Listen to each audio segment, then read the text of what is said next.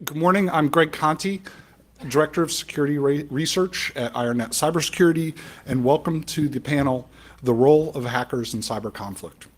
I'm joined by four distinguished panelists: Tom Cross, CTO of Opaque Networks and a veteran hacker and security researcher; Bryson Bort, founder and CEO of Scythe and chairman of GRIM, both forward-leaning and innovative cybersecurity companies; Michael Van Putty, chief scientist of Provitech and author of Walking Wounded Inside the U.S. Cyber War Machine; and Mara Tam, senior fellow at the Center for Advanced Studies on Terrorism, an expert on ICT security.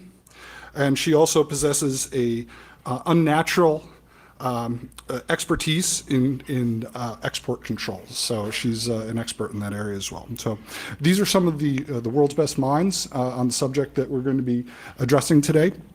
And I think they disagree on many things, so I think it'll make for a very interesting panel. That's where good panels come from, is when people are up there choking each other, at least figuratively, not literally. But before we get started, I want to frame the discussion a bit. And for those of you that have been doing cybersecurity, information security, or hacking for a long time, you realize that hacking, the definition of hacker is this infinite depth rabbit hole that people, that I don't want to drag the panel. We could have an hour and 15-minute debate just on the definition of hacker. But to kind of frame the discussion, if we're having a panel on the role of hackers in cyber conflict, we have to have at least a working definition, which the panelists will be free to disagree with or nuance as they see fit. So I offer up, hackers are people who creatively solve problems, often by pushing technology in ways the designers did not intend. And in the context of cyber operations, the hackers find and exploit vulnerabilities in systems. Hackers aren't new. If you think back to MIT Model Railroad Club as one of kind of the modern history, the birth of the modern history of hacking, and the amazing technology, from like the 50s that they embedded in the railroad. It was game changing. Hackers built the internet. Hackers built the tech titans today that are taking over really everything. They come from all ethical stripes, good, bad, and everything in between, where good and bad are often very relative to your perspective and your national standing. So when something could see as a good action by one, and that same action be seen as very evil by another. They protect companies. They also help keep companies honest by performing security evaluations of technologies and responsibly or irresponsibly disclosing it. Some hackers are being weaponized. Nation states are literally forming armies of hackers.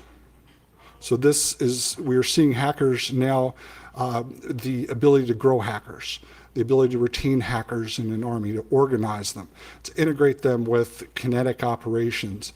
It's a lever of power. The power of a nation is in its hackers in cyber operations. How many do they have? How fast can they grow them? So I think that's just my foundation to begin the discussion. And what I'd like to do is ask each panelist to make a short opening statement, and then we'll get to some questions, and then I'll have some questions up here that I'll start off, and then at a certain point I'll turn it around. We'll have someone with a microphone that can take your questions for these panelists. So with that, I'll ask Tom, can you provide an opening statement? Sure, thanks Greg. So it's great to be here, and thanks everyone for attending. So I'm going to talk about a company called Hewlett-Packard. I'm sure you've all heard of them. I was personally throwing curse words at one of their products last week, as a matter of fact. Hewlett-Packard was founded by one of the co-founders whose name is David Packard, and he wrote a book called The HP Way, and it's sort of a business book. It talks about how he, scaled his organization, and there, corporate culture and the like. But early on in the book, he talks about things that he was interested in when he was a child and things he did as a teenager.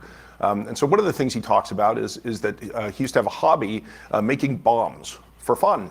And he talks about stealing explosive powder from an industrial site near his house. And one of the devices went off prematurely in his hand once, and he got it sewn up by an inexperienced surgeon. And so throughout his life, he kind of had some limited use of one of his hands. I bring it up for two reasons. The first is, why is someone like David Packard, making bombs for fun? And he puts it in context in his book around other things that he was curious about as a teenager, things like electronics and radios. Having grown up around a lot of people like this, I want to add something to that, because I think there's more to it, and maybe not personally about him, but just in general. Why is this kind of thing attractive to young people? And I think that as a teenager, you're going from being a child to being an adult, and you don't have a lot of control over your life. And if you can master a subject that the adults around you don't understand, and in fact, forbid, because I think it's too dangerous, it gives you perhaps a sense of some control over your destiny and independence, if you will. So I think that that's the first thing. The second thing is I want to consider what would happen today if a 16-year-old David Packard was caught stealing explosive powder from an industrial site. The law enforcement that would respond to this does not have a crystal ball that tells them, well, it's okay, this guy is going to grow up to be the CEO of a Fortune 500 technology company. We run into this a lot. We have these folks in our community who are, they're really smart, maybe a little weird, probably doing something that they probably shouldn't do, but they take a misstep and they end up facing the full brunt of the risk management apparatus of the state. And we, hopefully, and we'll get into this over time. I think we've made a lot of progress in this regard. Just try to have a conversation where we say, let's slow down and try to understand each other better, because there are ways that we can mutually benefit from taking a more nuanced approach to thinking about these things. So that's my opening remark. Okay, good. Brayson? The definition of hacker has been co-opted in popular culture. I mean, Greg talked through the manifold definitions of what a hacker is. And I remember 10 years ago when that was not a word that would be publicly stated to an audience like this. We didn't do hacking. There were no hackers. The US government didn't do that.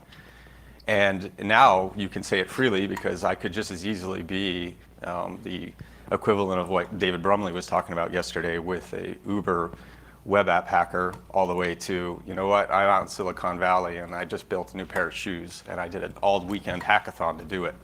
But for the purpose of this conference, since we're talking about conflict and effect and we're talking about military operations, I think it's important to understand that there are in fact different disciplines under that umbrella of what a hacker is. And if you look at the supply chain of capabilities, it starts with security research. And a security researcher is a particular culture, it's a particular discipline, and it's that mix of art and science. I often think that is when we have the Hollywood version of somebody in our head wearing all black, drinking Mountain Dew with little splotches of green. That's, I think, the example you see in your head. That's a particular skill set. From there, there's a different skill set. And part of this is, again, technical and cultural, where you have folks that take those known vulnerabilities or bugs and then convert them into weaponizable exploits. That's a different skill set where I now have to not only just know where something is, but now I have to make it reliably land each time.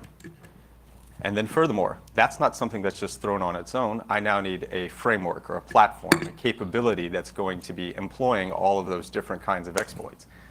That's software development. That's a completely different skill set. And then finally, on the back end, we've changed it now where we have what are called operators. Operators are folks who use this like an application. They have a particular skill set as well. Those are all individual folks with individual skill sets. And so when we're looking at this challenge, I think we need to start by going, what is the effect we are trying to employ? And this is a national level of understanding of what is that effect. And then walking that back to really asking ourselves the hard questions of who do we need to employ that effect? what kinds of skill sets. Should they be military? Should they be government civilian? Should they be private industry? Should they be something else that we don't even think of right now?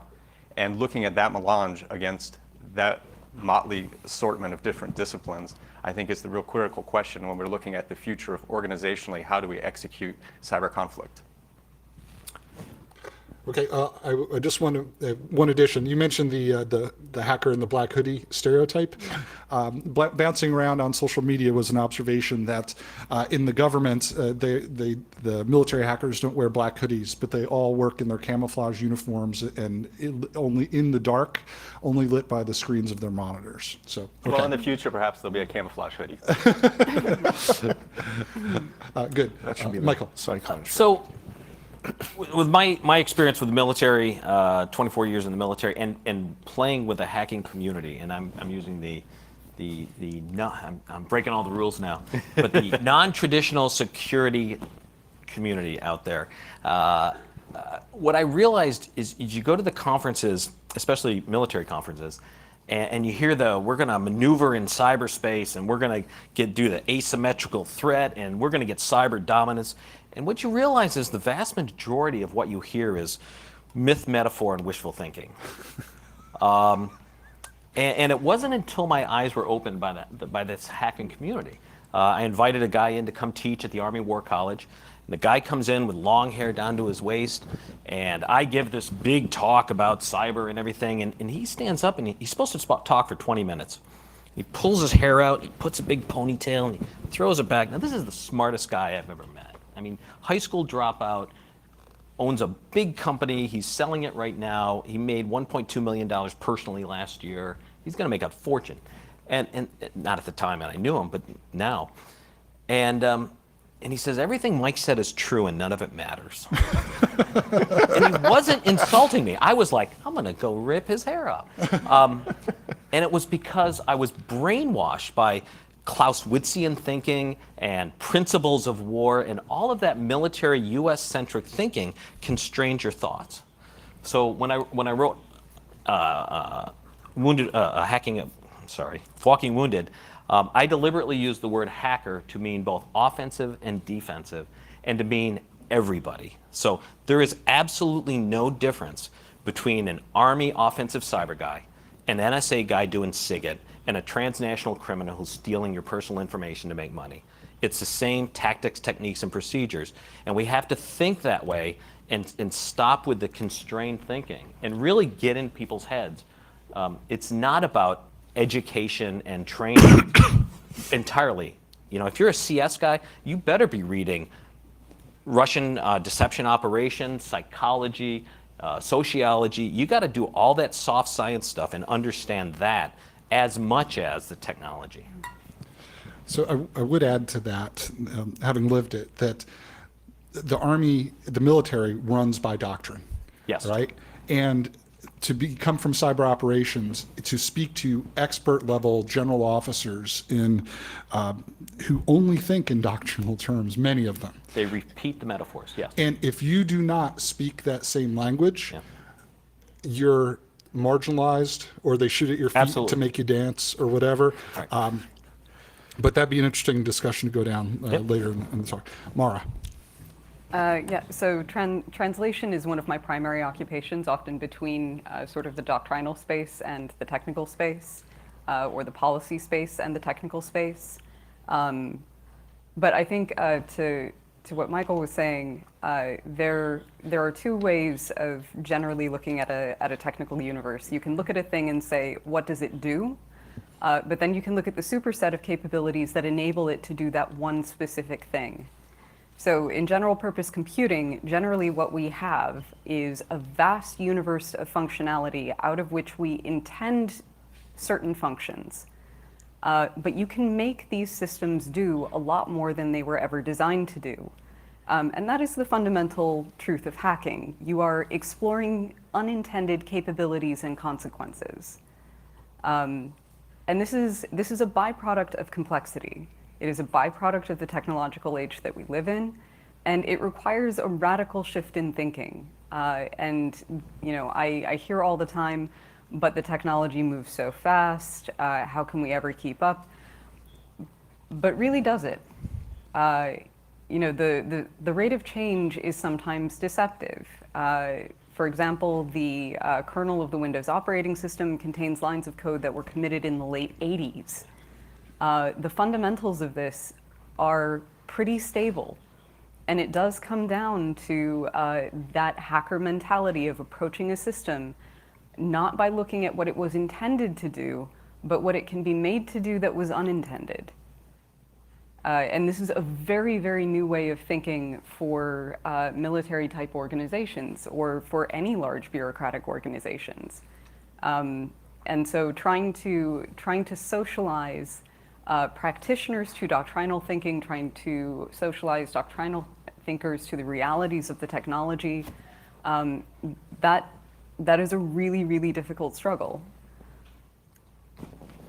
So that's a huge point, because we have these super complex systems that are beyond the human comprehension, effectively.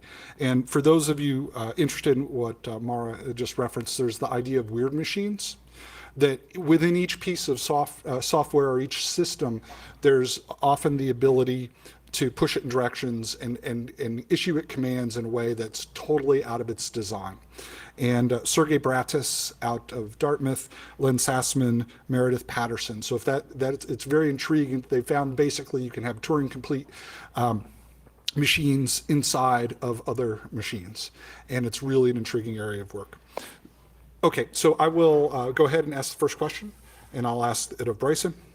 Okay, so you run a cybersecurity company. Would you say that you have hackers that in your employ? Is that a fair statement, or do you say no, I do not have hackers? And I'll lead in from there, depending on if it's a yes or a no. Yes, we have hackers. Okay. So, would you say how do you use them? Can you find enough of them? So we were talking earlier as a panel, and there was kind of the joking question of why do companies like mine even exist? And I would argue that part of why we exist is because there's a cultural failure of a lot of other organizations to not be able to either advance a mission that is going to attract folks of that ilk, whether that's that level of talent or that mindset. What other organization? With that? What other organization? I'm not naming anybody. Do they like? Does their domain end in .mil? Okay, go ahead. I'm sorry. I digress. If you have to ask, just hold up a mirror, and it's probably you. Good answer. Good answer.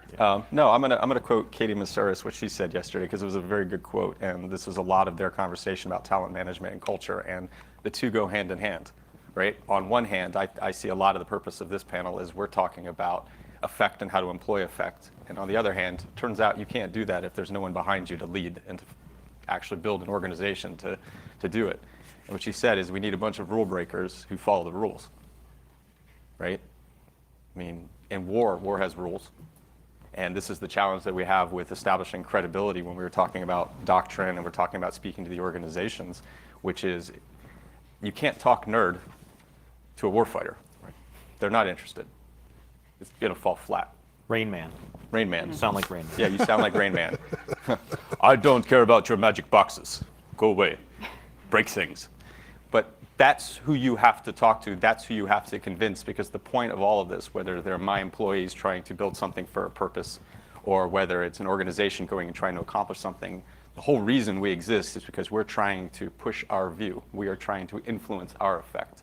And whether that's I put a gun in your face or I employ some fantastical cyber ray gun, both need to have the same kind of effect. And so when I look at the kind of folks we're hiring, we exist because that culture has not been able to be scalably, systemically maintained elsewhere. And so we fill that gap of being able to provide the elite, smaller company where we focus on culture, we provide a lot of those training abilities, and of course, they're interested in mission. And I mean, my company is part government and part commercial. And honestly, it's a lot more fun on the commercial side, which is something I never thought I said when I was pure government. But we the speed and scale and the complexity and the variability of the different kinds of requirements we get from our clients is, and I get to work internationally. So we helped roll out a cryptocurrency called Cardano just a few months ago. That was with a Hong Kong company. We did all the security for that cryptocurrency. I've just recently completed a work where we were hired by an automotive manufacturer. They had us buy a car. We went, we tore the entire car apart and came back with a report. Now, probably just a quick funny aside, and then I'll stop talking. What was out of scope of that report, because it's always challenging when you're working with these different engineering teams, is getting them to cooperate so that you can actually make it more of a white box vulnerability security research versus black box where we have to reverse engineer everything. Of course, they don't give us the documentation, we have to do that. So we found a server in Russia that had all of their firmware available. So we ended up working with the Russians instead of the local domestic company because they at least gave us everything we needed.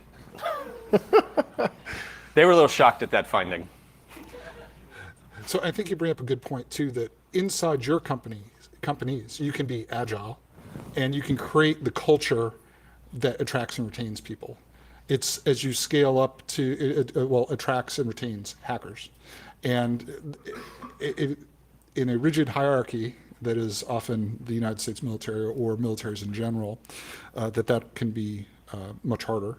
And in many ways, I see this perhaps as institutional agility is a key component of success in cyber operations because the institutions themselves have to evolve and they fight back. For those of you that have tried to institute change, you'll find out that the bureaucracies fight back. Okay, Tom, you've been involved with the hacker community for a long, long time. I could embarrass you and say at DEF CON 1, and we're up to what, DEF CON 25 or DEF CON 25. 26. So if you go to the DEF CON website, you can find a famous photograph. There's the DEF CON 1 hacker conference in Las Vegas. And somehow when Tom was 2 years old, his parents let him go to DEF CON 1. And there's a famous photograph of a VW Bug crammed full of hackers. And that was 25 years ago. So you're one of those people in the photo. You've been involved in the community a long time. You've watched it evolve into the era of cyber and the weaponization of hackers in a very public, very high impact way. So what are your observations have you noticed along that path, and maybe some concerns that you have of how the hacker community and how things have evolved surrounding the environment surrounding or within the hacker community? Right. So let me address that in a couple different ways. So the first thing is so Jeff Moss is the guy that runs DEF CON. He did a really good job at DEF CON 1 of bringing different Greg likes to call them tribes together. He had folks from like technology companies there. He had a bunch of people from the hacker community, and he had law enforcement present. And it was the first time, perhaps, that these three people were in the same room at the same time when someone wasn't getting arrested. And there was a lot of tension. There was a lot of mistrust and misunderstanding in that room. There was a moment when Jeff told everybody to take a break for a while because it was getting a little out of hand.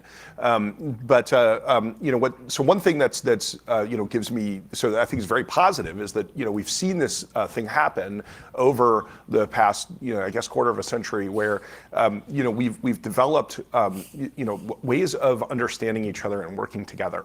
And we formalize some of these ideas.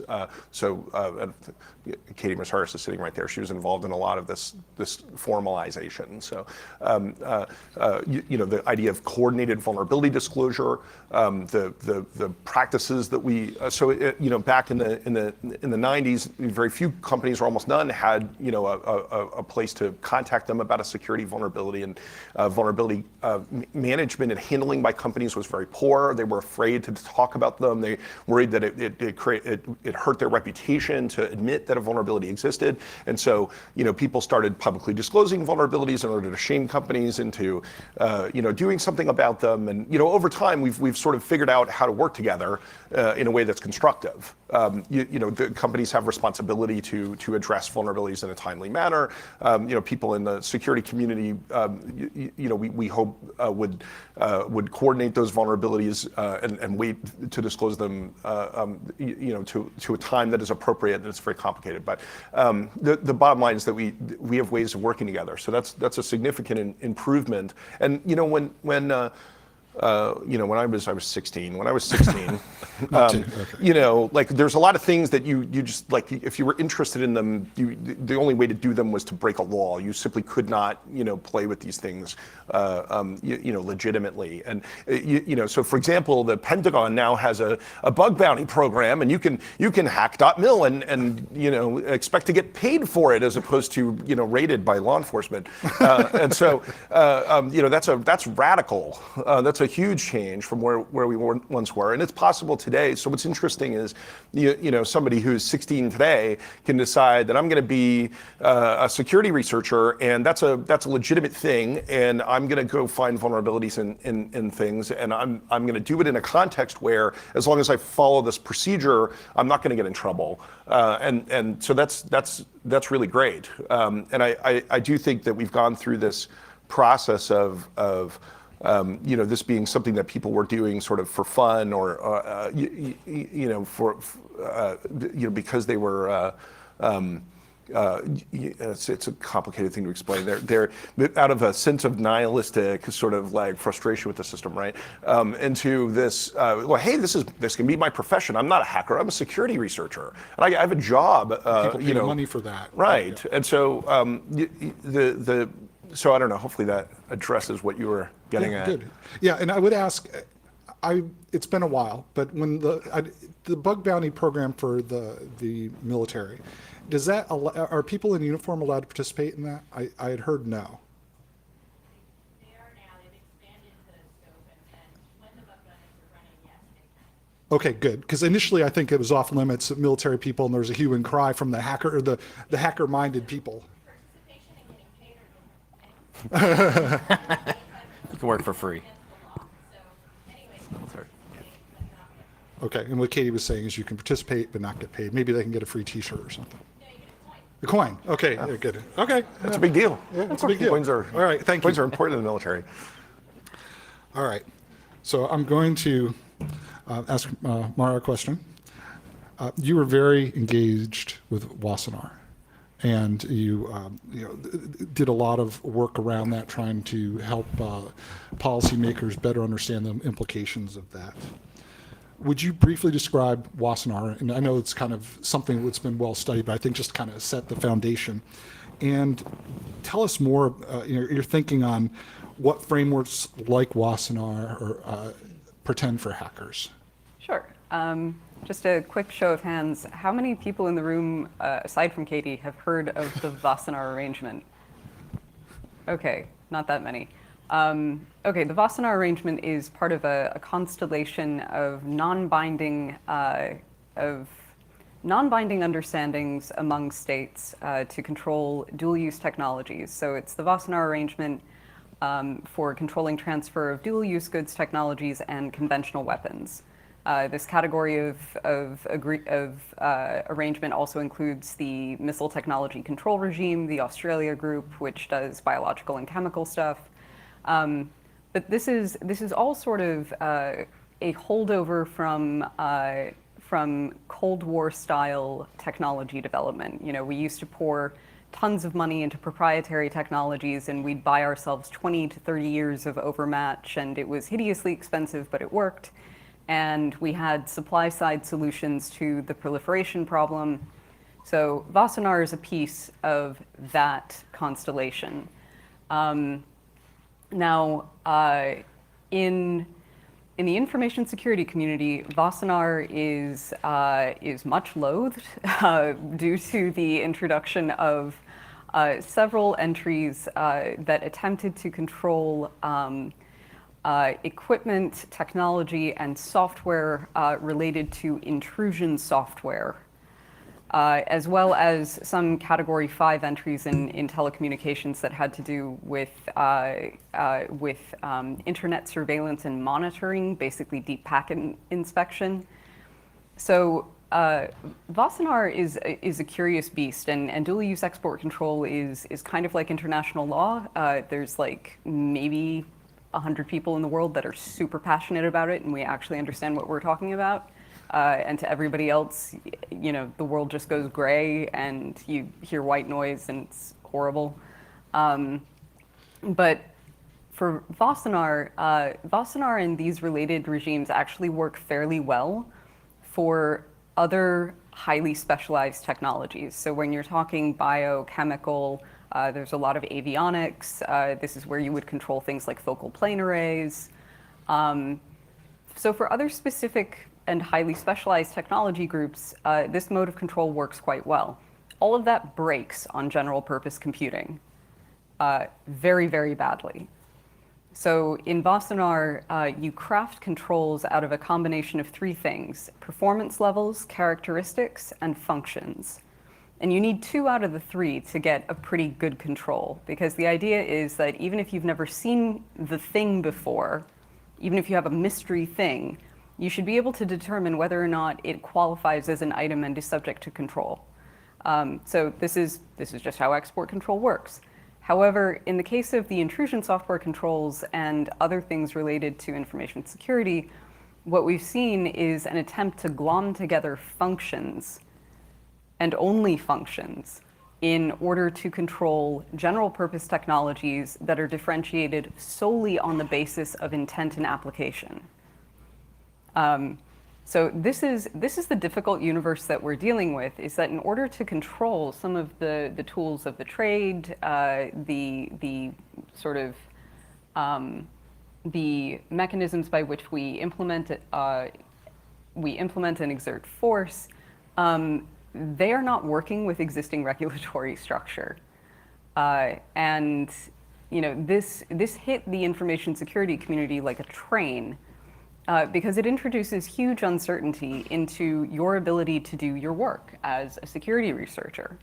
Am I violating export control if I transfer, you know, my tool to Bryson's company if his employee is in Singapore?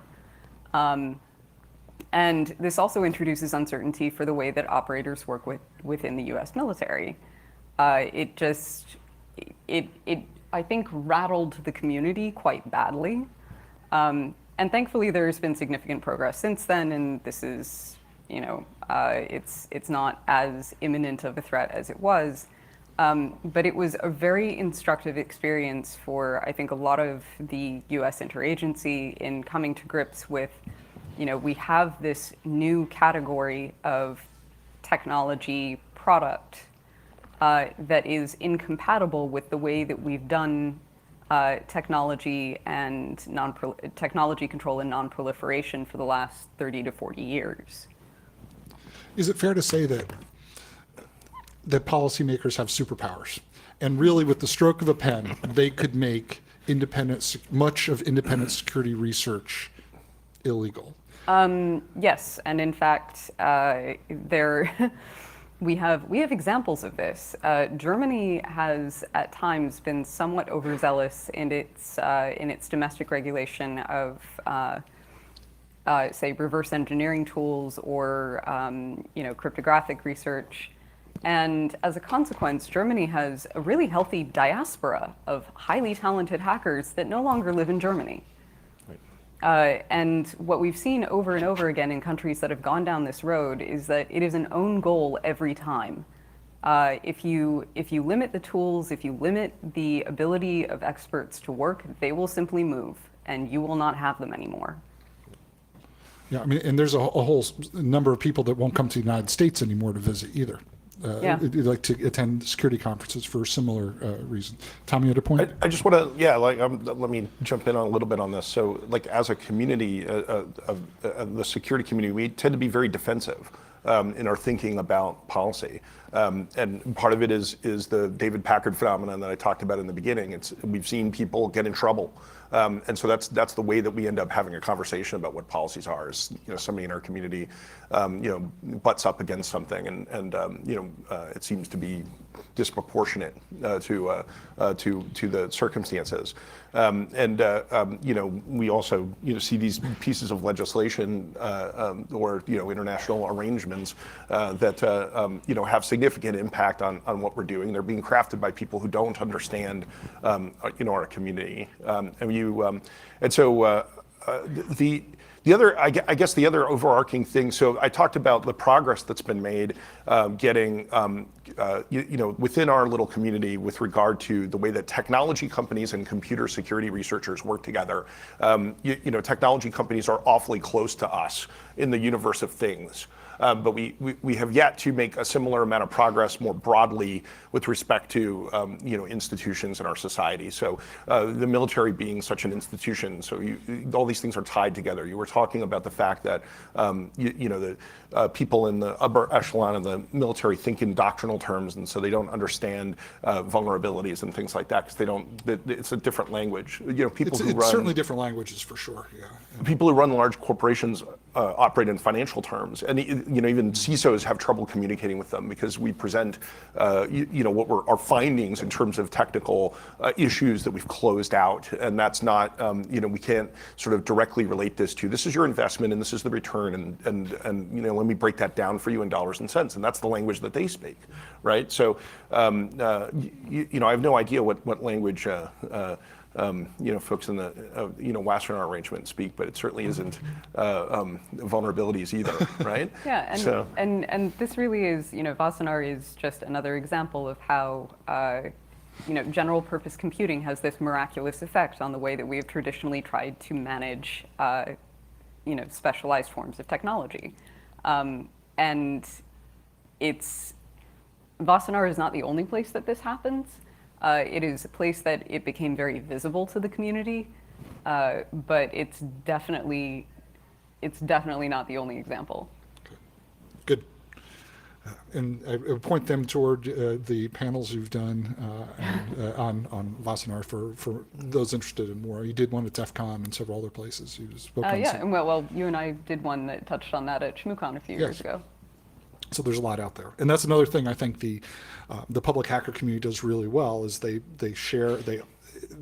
share information. Like every talk from DEF CON back to DEF CON 1, if the media exists, it's available for free on the internet. So that's, I think, an open sharing model that could be emulated. Okay, so Michael, we haven't had a chance to get to you.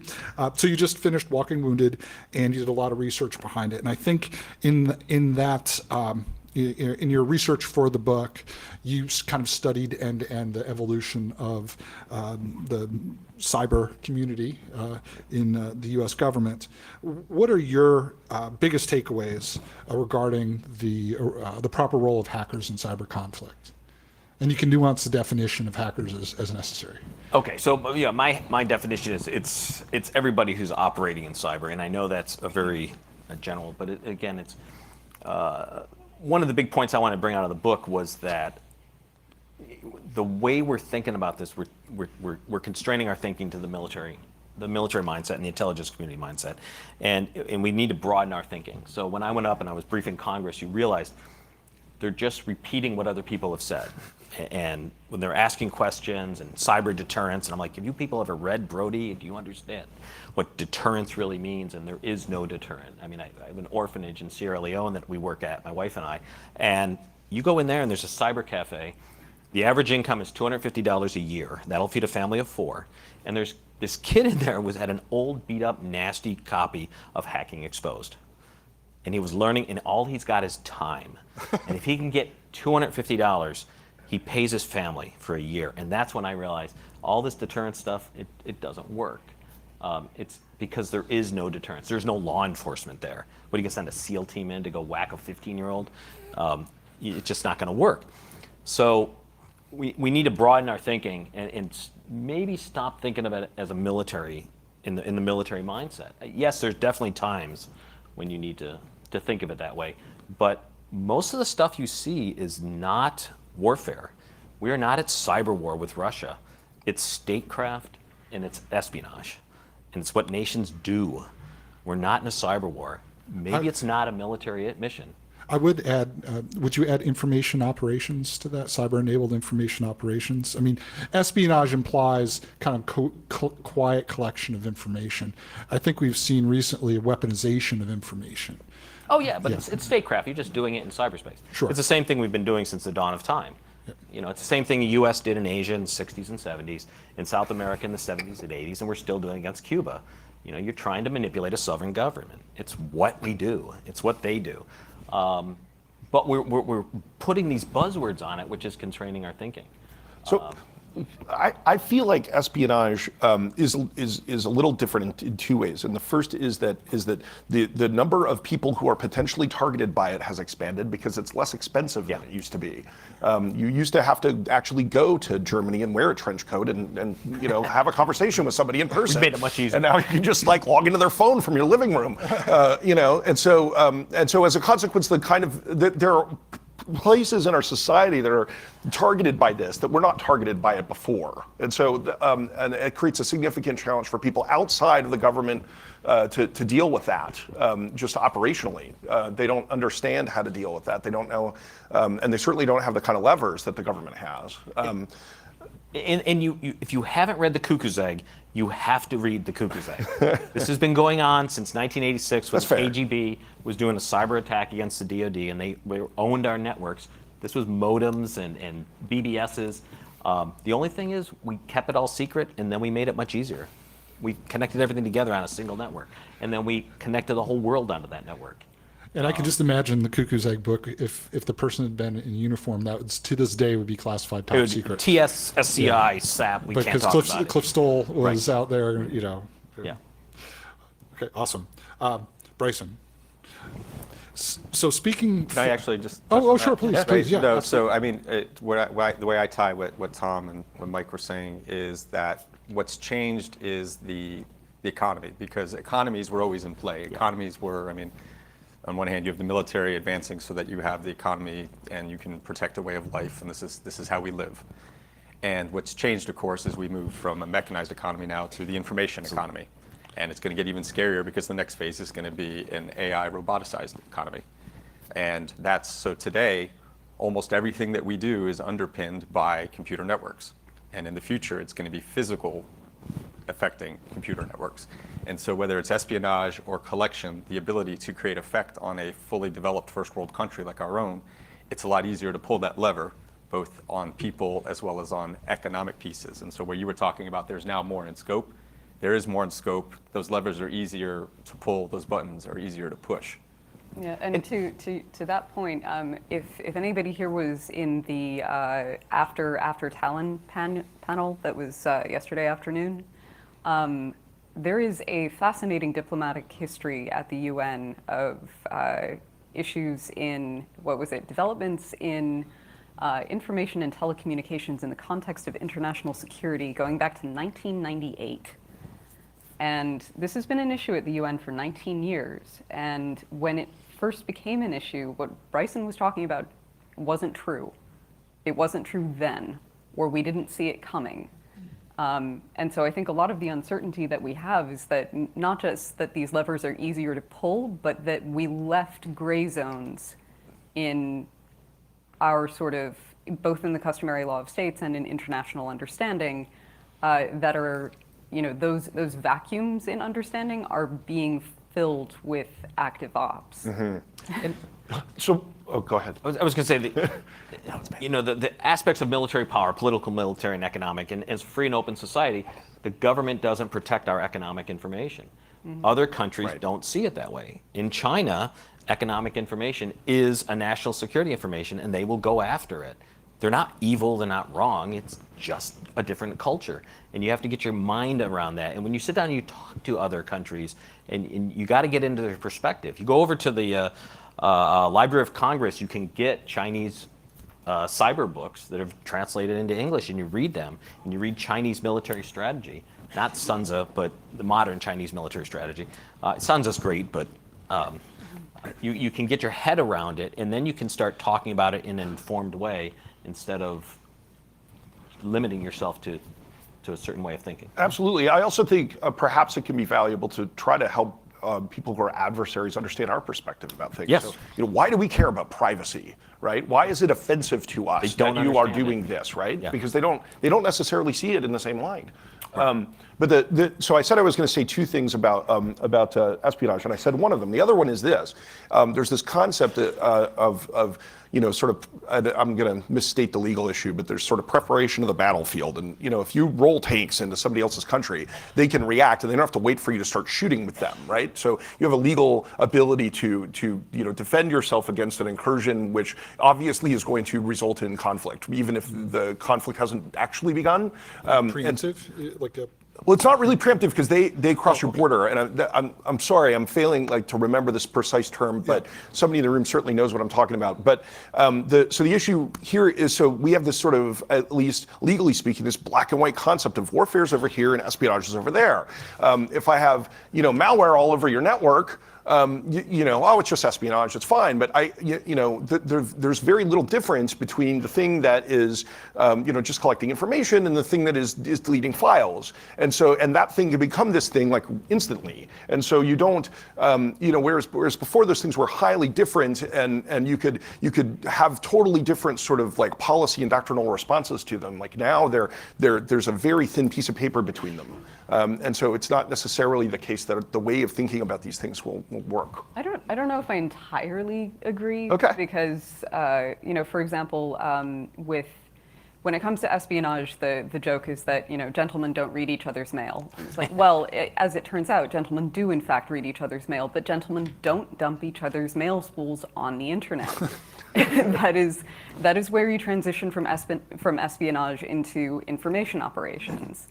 And I think we've been dealing with these distinctions, at least we've been dealing with these distinctions at a doctrinal level since, the beginning of the Cold War, if not earlier. Yeah. And this is deep into the rabbit hole of what constitutes interference in the internal affairs of another state. Deeply uncomfortable questions that don't really have good normative answers in international law right now when they are executed through digital means.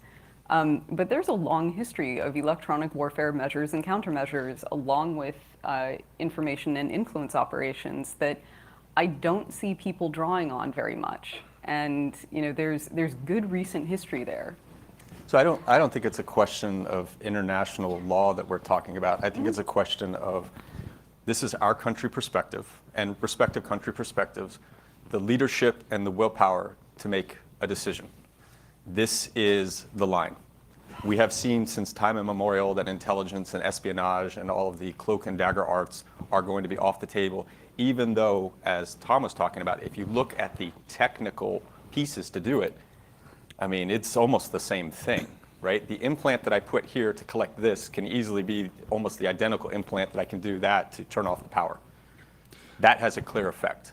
And what I think the question is, and this is a policy question, both on the civilian side and then a question on the leadership national security structure, what are the lines? What is the red line? What are the gray lines? What do we tolerate? Clearly, we are tolerating this. And we can't look to the international community to solve that problem for us. No, we can, in this room, have that conversation over what do we consider in play. And so when I look, in fact, there was an article on the Cyber Defense Review, I think it was this last one, and it had a picture, which is, I think, a picture everybody would look at and intuitively go, yes. And it had cyber support operations, and then kind of basically the real world. Because cyber is a supporting element to that. Cyber is in the realm of intelligence and collections, and I inform people who go and do things. And if that's the way you continue to think, you're wrong, and we're going to lose. Whoever can make it an equivalent domain, whoever can make it an equivalent effect, and who can ever have the willpower and the leadership to say, this is what I am going to do, these are the ways that I'm going to do it, and I structure that, and I build it into doctrine, is going to win the next fight. And to be clear, and General Milley said this yesterday, we're not at war. We do not have, China is not an enemy. We are not at war right now.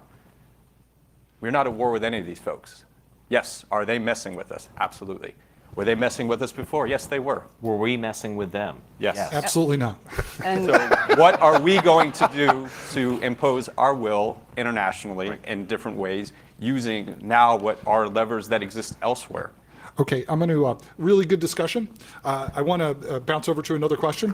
And this is the NATO conference on cyber conflict, and this is all really good stuff. So I'll toss this back to you, because Bryson brought up a good point, talking about the future of warfare and in artificial intelligence, right? It's been a theme.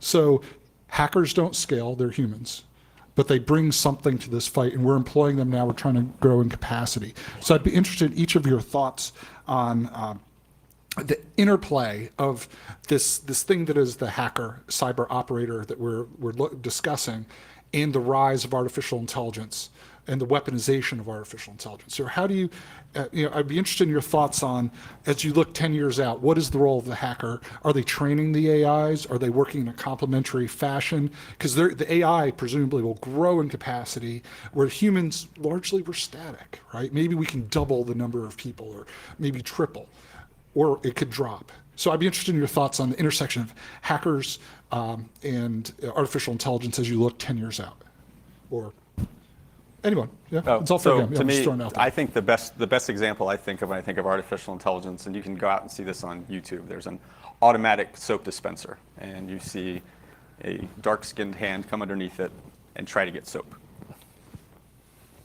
And then he takes a white towel and he puts it there, and then he gets soap. That, to me, is AI in a nutshell. The challenge is not the algorithm. The challenge is the data that trained it. So if you do not have the correct big data set, if you do not have the feedback loop to be able to correctly identify when something is out of operation or to set it properly, that's going to be the failure of AI. The other thing I think it's interesting about artificial intelligence is we have spent how many years and decades all waiting for the advent of artificial intelligence with bated breath. I think everybody in this room has fundamentally given up that it's not happening tomorrow. But here's the interesting thing about artificial intelligence, is that it's getting there on this exponential scale. And right now it's a millionth to a billionth, or some very infinitesimal fraction of a human being. And then it's going to be a slight bit more and a slight bit more. And then when you suddenly know the difference, it'll be within a year that it goes from being this fraction to the equivalent. And it's going to just catch you by surprise. And that is going to happen in our lifetimes. And that is a whole new world where everything is going to be changed. Culturally. Singularity, right? I mean, Yeah, well, the AI singularity. But what I don't think is going to happen is I don't think we're going to have the lawnmower man. I don't think artificial intelligence is going to all of a sudden, whoever gets, I mean, I know Putin was quoted saying this yesterday, where he said the first person to get AI, the first country to get it is going to win. It's not going to be instantaneously omnipresent, omniscient, all-powerful. It is going to revolutionize and unlock a completely different viewpoint of science, different disciplines, technology, and again, how we see ourselves as humanity and how we employ things. And so when you talk about that role of the hackers, that's going to shift over the next 50 years, because we will have artificial intelligence probably around 2050, 2060, completely operating like human beings as independent entities, but they're not going to be the all-powerful science fiction that you, I think, fear. And just in case anybody is a little bit unnerved by the coming dystopia, there's already research being done on the adversarial perturbation of neural networks, and it is hilarious because it turns out that you can fake neural networks into believing that a turtle painted the wrong way is a rifle, like 100% of the time. So adversarial perturbation of the sort of foundational technologies underlying AI, that is going to be a huge area of both vulnerability and opportunity, that the impacts of which are very difficult to fathom. But these are not, as Bryson was saying, these are not sort of the omniscient, all-powerful, terror AI of our worst nightmares. Some of them are actually kind of dumb, and they can be manipulated. But this is a whole new area of conflict, deception, and subterfuge, and chicanery, and probably japes that we can look forward to. I guess I just have three observations. One was, I ran the Army AI Center at the Army War College, Carlisle Barracks. The Army used to have 13 AI centers and an additional skill identifier for artificial intelligence. I don't think they have that anymore. It kind of just Was died. it and they shut- before its time, you think? yeah, Was- before its time. The AI told them to shut it down. The second is most stuff that's pitched out there as AI, especially in the cyber field, is just here's a bound, here's a bound, tweak it. Here's the rock curve, tweak the rock curve. It's not anything that we would think of as AI. It's not what the marketing There literature is some says. stuff. Now, I judge the DARPA Cyber Challenge, the Grand Challenge for robotic cars, and that was cool. I mean, you've got fully autonomous vehicles driving around, stopping at stop signs, turning left. We had a Porsche drive right into a brick wall. That was kind of cool. We had the first robot-on-robot collision. So there are some true AI out there. And they did jumpstart. I mean, I would say that seminal work. jump-started, I mean, yes. the self-driving cars we have now, they're being commercialized. That came out of, Yeah. especially the German stuff is really cool. And the third is, we can't secure our national military systems. We are getting our, pardon my language, ass handed to us in cyberspace. Let's build AI and let's arm them and put them out there. What could possibly go bad? Give robot So- shotguns. So, yeah, So something to think about. Because when I'm sitting there looking at those robotic cars, there's an 802.11b, and I'm going, oh, I'm going to have fun with this one. And I didn't do it.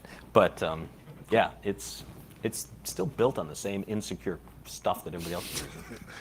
So 2 points about this. The first is that, and this is more of a philosophical point, but technology tends to amplify our capabilities in ways that are powerful but narrow and inflexible. So a car can go much faster than a human can run, but it can't go up a staircase, right? So it operates in a particular set of rails. And when you talk, so back to what Mara was saying earlier about the perspective of hackers, I think that's a really interesting topic to expound upon. This designer put all this effort into creating this thing specifically to perform this function. As a hacker, I'm kind of looking at it anthropologically. I'm not coming from the bottom up. I'm coming from the top down. I'm saying, what is this artifact and what capabilities does it have? And if I use it in a way, if I do the things in a different order, does it have some consequence? It's a different perspective.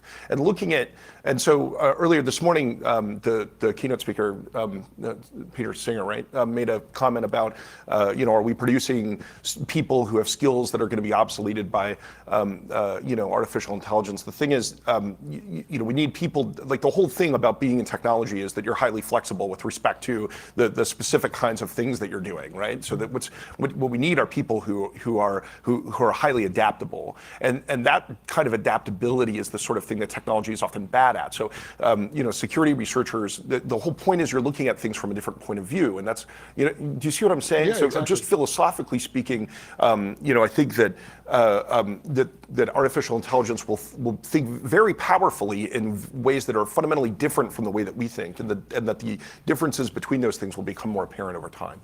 Very cool. So I'm going to ask one final question, and I'm going to ask it of Mara. And so I tried to come up with questions, for each, kind of starter questions for each. So my question for Mara is, if we could make you a United States Senator, what do it. cyber policy and law would you propose, and what would you fight? Well, first, No pressure. First, I resign. So I have one incredibly boring answer to this, and one maybe less boring answer. So if I could advocate for anything as a U.S. senator, I would probably say that I would want to compel private companies to have to service their products deployed on federal IT networks the same as they do in the private sector. I would abolish the third-party patch jockey. I think that is just having worked with a number of executive agencies, I think that is one of the biggest structural weaknesses that we have in securing the federal government and just sort of our governance. The second is that I would make Digital Millennium Copyright Act exemptions for good faith security research a permanent feature and a widely publicized feature of that statute, and reform the Computer Fraud and Abuse Act to better orientate it to the realities of the technology. That law is literally as old as I am. And it is one of the things that we have in the United States that is the biggest, it is one of the single biggest agents of chilling on the hacker and information security community. So if I could advocate for anything, it would be to turn the United States into the friendly, welcoming, and supportive home of that kind of inquisitive, adversarial thinking. Like, this should be Mecca for people who think like that. And we're not doing a very good job right now. Good. And if we happen to have people who work for policymakers in the audience, I encourage you to have conversations with Mara, because we want to make informed policy. I know there's a lot of people doing really hard work, a good person to bring into the conversation. Okay, so that's Eliminate it for. FSMA and its replacement. Say again? Eliminate FSMA and its replacement. Eliminate FSMA. Yep, sure. I mean, this is all part of the discussion that should occur. Okay, I'm going to go ahead and transition to your questions now, and I think there's a microphone person. Microphone person. Okay, microphone person is there. Grab his attention, and okay, so we have one here.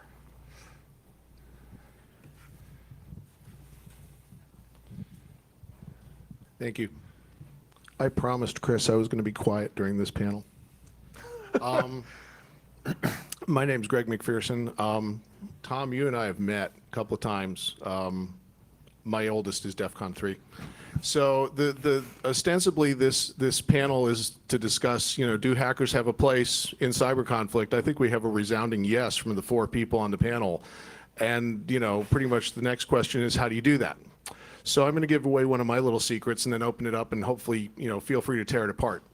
As a manager in the private sector, one of the things that I find myself doing is working with highly trained, intelligent, and curious people.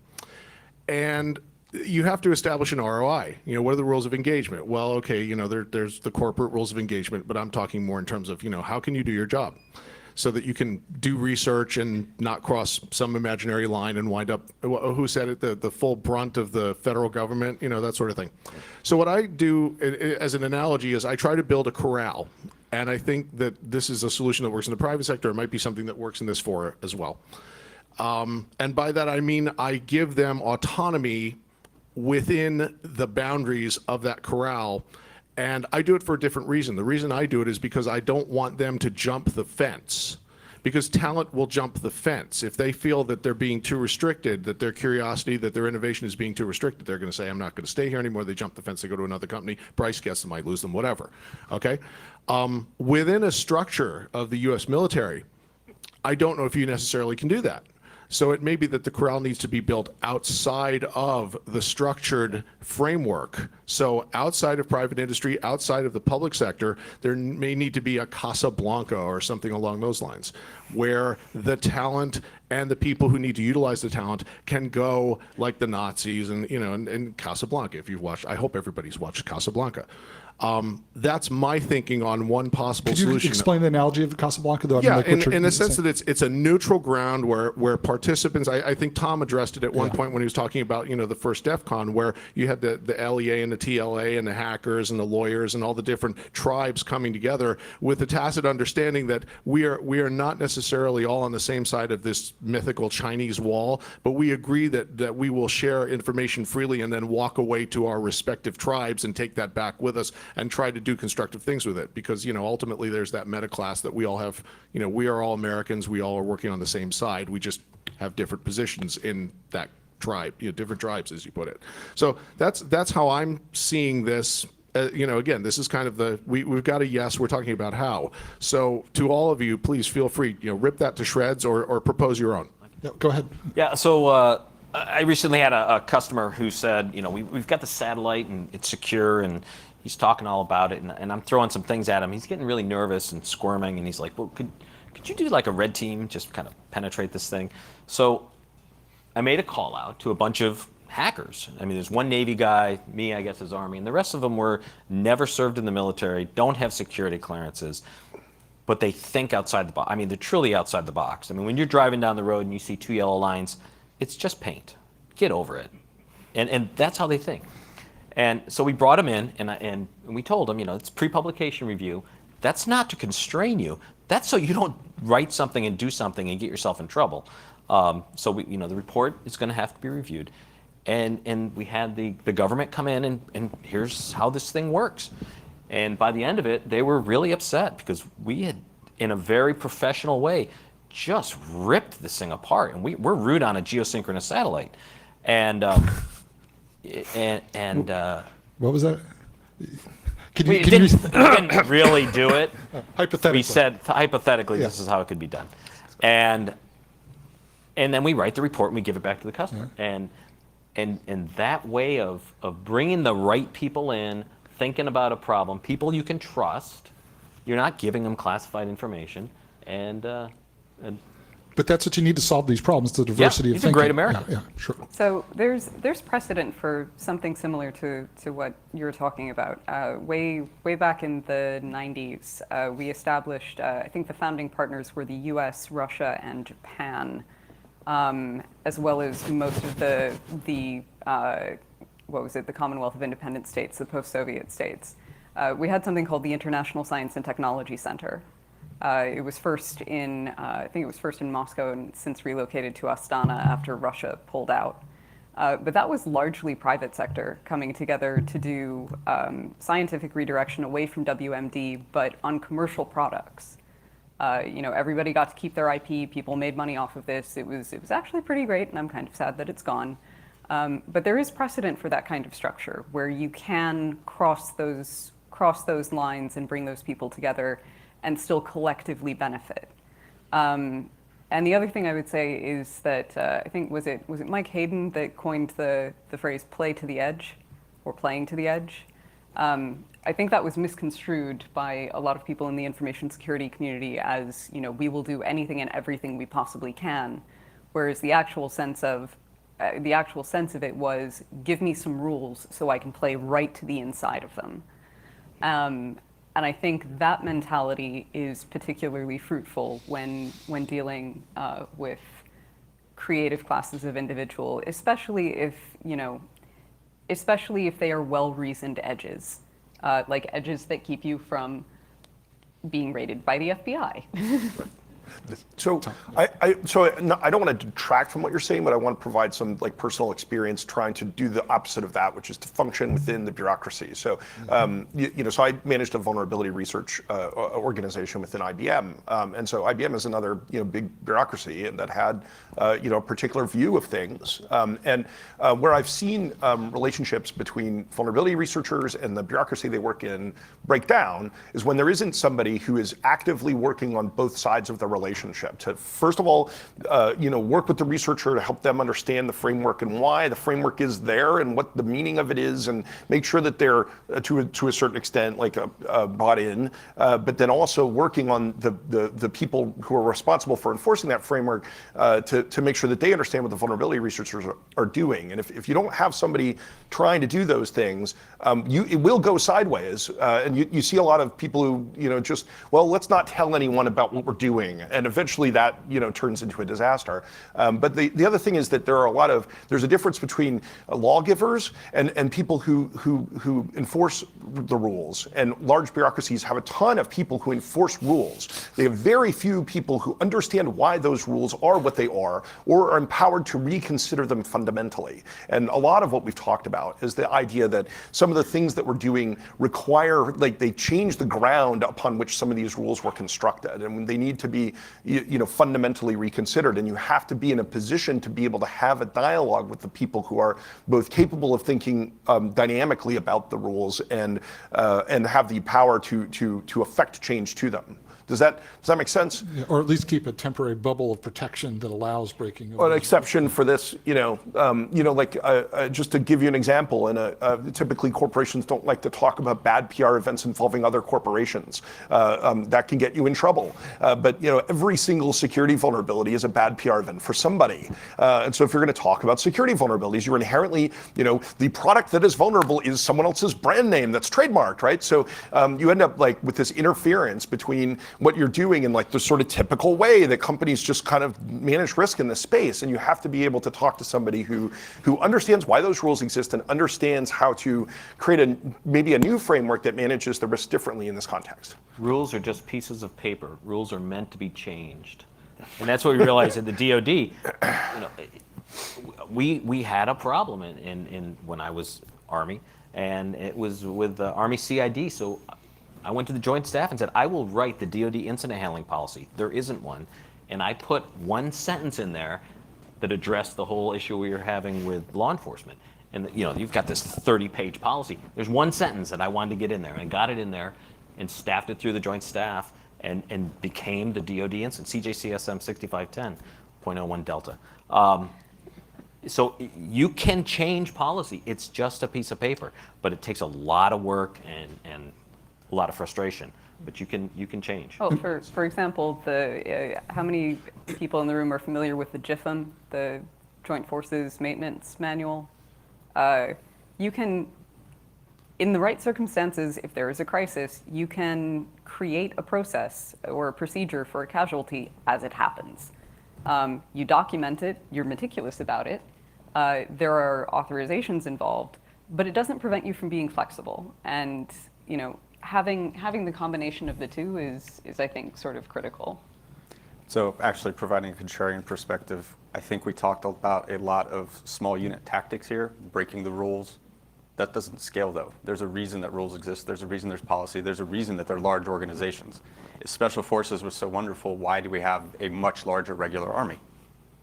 And so that's that challenge, is how do we bring small unit tactics and putting that emphasis on those lower level leaders to do all the things that we're talking about here, but then how do you scale that? I don't know the answer to that, but I do know that that really is the crux of the question that I think where Greg is going with. That's where it breaks down. And the way I've always seen it in my head is it's like a pyramid. I mean, you have sort of this human dynamic of one person can really manage day to day somewhere between 5 to 8 people. And then once you go up a level of that, now I have a manager of that many team leaders of that many folks. And the way I always think about it is everybody has a number. Everybody's number is unique, and everybody's number scales based on the certain elements of that organization, but that number is somewhere between 100 and 500. And that's how many people you and what you believe and the way that you do it, you can actually make their lives work that way. That's the largest that organization can go. Anything above that, you're a picture on a wall and they don't care. And you have no impact. You might be the general, great, your picture's there, but you don't actually affect their daily lives. You don't actually allow these things to happen. That takes that one person with that number at the top of that pyramid to make that happen. And it's, again, each person has that number. Some people, that number might be really, really small. It might be an army of one, but everybody has that number. Well, I would say, though, that that number, well, it changes, because when you create a new organization, which we're going through now, in the early days, the cement hadn't hardened. Yes. Right? So they're defining the culture. So that for those creating the organizations, these first 5, 6, 10 years, it's really an important time, because they're going to ossify, and the hardness is going to set in, and you're going to have to live with it. And changing, trying to issue a change in culture is going to be extremely difficult after that time. Okay, it's at 11:30. So I just, that we're out of time, but I will say that the panelists will be around. So I know you've got really good questions, trying to keep on track here. So we'll be here around the event, and happy to talk and field your questions. But first, I have to give each panelist a glass spike that could be a nuclear-powered surveillance device. They're going to let me on an airplane with that? Yeah, so, okay. So TSA arrests us. There you go. Okay, yeah, thank you very much. I'll just hand these out, maybe a round of applause for our awesome speakers.